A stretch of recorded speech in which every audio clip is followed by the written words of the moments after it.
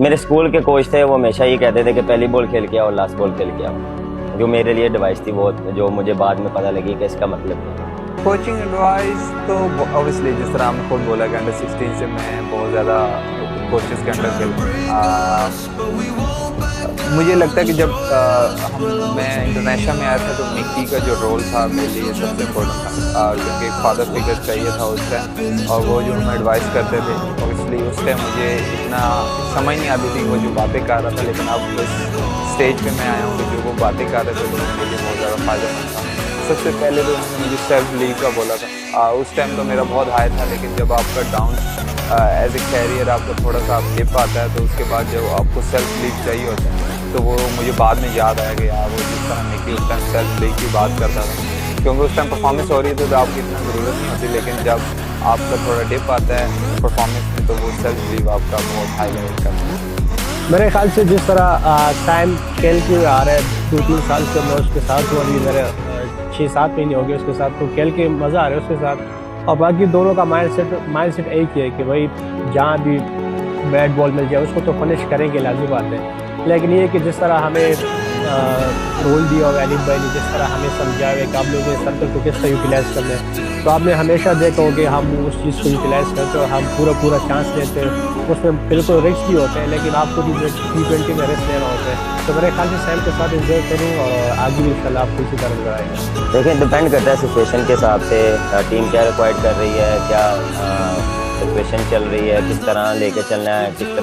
किस टाइम पे डोमिनेट करना है, वो ऑन द डे आप जो है वो वहाँ पे प्लान करते हैं। एक टीम का प्लान होता है, पर्सनल प्लान होता है, तो हम मोस्टली कोशिश करते हैं कि टीम का प्लान को फॉलो करें, तो मोस्टली पॉजिटिव रहते हैं। Always look for run, boundaries, आपको पता है एंटरटेनमेंट है T20, तो कोशिश करते हैं कि लोगों को एंटरटेन किया जाए। मैं इतनी ज़्यादा क्रिकेट खेल चुका हूँ कि आपको बैट्समैन से भी पता चल जाता है जब आप उसको देख रहे हो कैसा खेल रहा है, और उसके अलावा आपको कंडीशन भी बता देती है कि दूसरी टीम इस टाइम क्या चाहती है, सिचुएशन और कंडीशन के लिहाज से आपको पता चल जाता है कि दूसरी टीम क्या चाहती है। और मैं एज ए बॉलर ये कोशिश करता हूँ कि जो उनके प्लान हैं उनके अगेंस्ट चीज़ें की, क्योंकि ये मेंटल वॉर भी चल रही होती है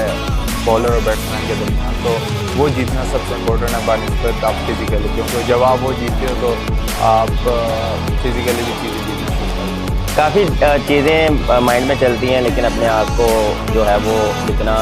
ईजी रखता हूँ, अपने आप से बात करता हूँ। जब आप पहला बॉल खेलते हैं तो थोड़ी सी नर्वसनेस रहती है, तो उस दौरान अपने आप को, अपने नर्व्स को जितना कंट्रोल करेंगे उतना आपके लिए अच्छा। पहला बॉल पैस करना भी एक टेंशन वाली बात है, लेकिन ये है कि अगर आप जब एक पहला बॉल पैस करो तो सारा वो जो क्या कहते हैं जो प्रेशर है वो बिल्कुल उतर जाता है। लेकिन मैं हमेशा पहला बॉल पैस करता हूँ, चाहे डोमेस्टिक में हो, चाहे क्लब क्रिकेट में हो, चाहे इंटरनेशनल क्रिकेट में हो, तो ये शुरू से ही ऐसा है। लेकिन आपको शुरू के अगर 1-2 बॉल मिल जाए तो काफ़ी कॉन्फिडेंस मिलता है और आपसे प्रेशर दूर करता है। देखिए, एक तो कलमे पढ़ने और उसके बाद आप देखना है कि जो बैट्समैन एग्रेसिव ही हैं, लेकिन उनकी ऐसी वीकनेस तो ऑब्वियसली होंगी, आपने कोशिश करना है कि उसको क्योंकि अब हमारे पास एनालिस्ट होते हैं, आपको हर प्लेयर की वीकनेस का, स्ट्राइक रेट का पता होता है कि किस जगह पे स्ट्राइक रेट उसका ज़्यादा है, तो कोशिश करनी है कि उसके अगेंस्ट चीज़ें कीजिए जहाँ उसका स्ट्राइक रेट भी कम है और उसके आउट की रेशो भी बहुत ज़्यादा है, तो वहाँ बॉल कीजिए।